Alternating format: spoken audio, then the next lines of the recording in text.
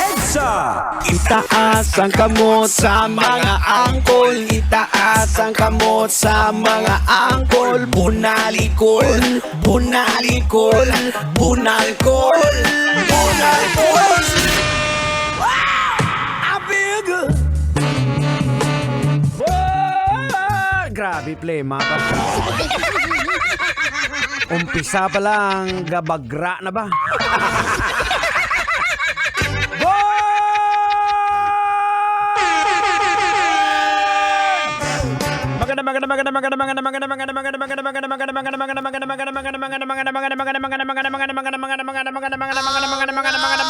Magandang kalbo sa inyong lahat. Metro and Mega Manila, Philippine Standard Time. It is now 32 minutes after 5 o'clock in the afternoon, and welcome to the show. That's right, mga kabisyo. Welcome to the show na ang host ay kalbo. Ayan, mga kabisyo, welcome po dito sa programang EDSA. Siyempre, samahan nyo na naman po kami hanggang alas 9 ng gabi. Siyempre, hindi po ako nag-iisa. Kompleto po ang tropang EDSA na pinangungunahan po ng apakatalino sa lahat. Sobra-sobra. Oh, no! Walang iba kundi si... Henyo! Hindi na tender, pero Jose pa rin kag naga-rago mo, bebe! Siyempre, hindi po pa huhuli. The Prodigy of Tanghenyo. Wala nang iba pa. Inyo pang abang lingkod. Diego Bandido. Pag may buhok, hindi po ako yan.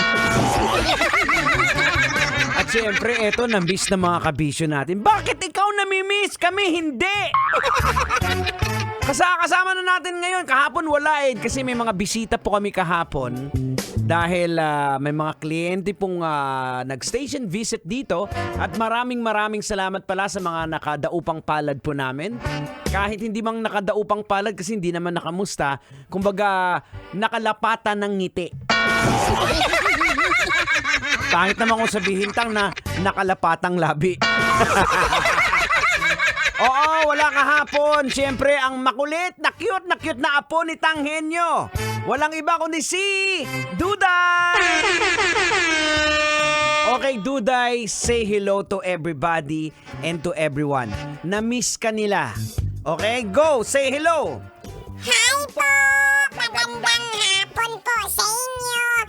Kahapon po, sorry po dahil wala po ako dahil hindi po ako pinayagan ni Lolo Tanghenyo tsaka ni Uncle Diego.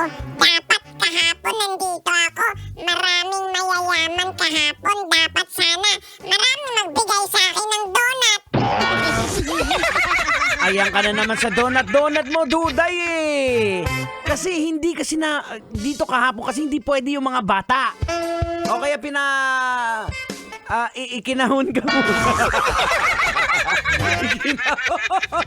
Pero mga kabisyo, maraming salamat po again. Sa lahat po ng mga kabisyo natin, sa mga nagtatanong, ano bang nangyayari sa inyo? Ano bang meron sa inyo na may pagbabago na milestone? Well, mga kabisyo, ang kumpanya po namin ngayon, ang bagong pangalan po namin kumpanya ngayon ay MBC Media Group. Yan. Wow! At syempre, eto na ang isa nyong kaabangan na sinasabi namin sa iyo, Manong Driver. Etong pinaka-importante sa February 14. Ayan, February 14 mga kabisyo, wag nyong kakaligtaan ha. Ang Love Radio may magaganap po dito. And again, this is MBC Media Group. Ayan, don't forget to follow po sa mga social medias. Ayan, for more updates sa mga magaganap po dito sa amin. And again, on the 14th, mga kabisyo, yan po ang aming anniversary ng Love Radio. Ito na po yung sinasabi ko sa inyo. Marami po ang mangyayari, maraming magaganap. Baka tumambling kayo sa kanyang uupuan nyo. But rest assured, Manong Driver, rest assured, na itong mga pagbabagong mangyayari, pagbabagong magaganap. Ika nga sabi ni Kadyot sa kanyang rap na, may mga magbabago, may mga mag-iiba, pero maintain pa rin ang saya.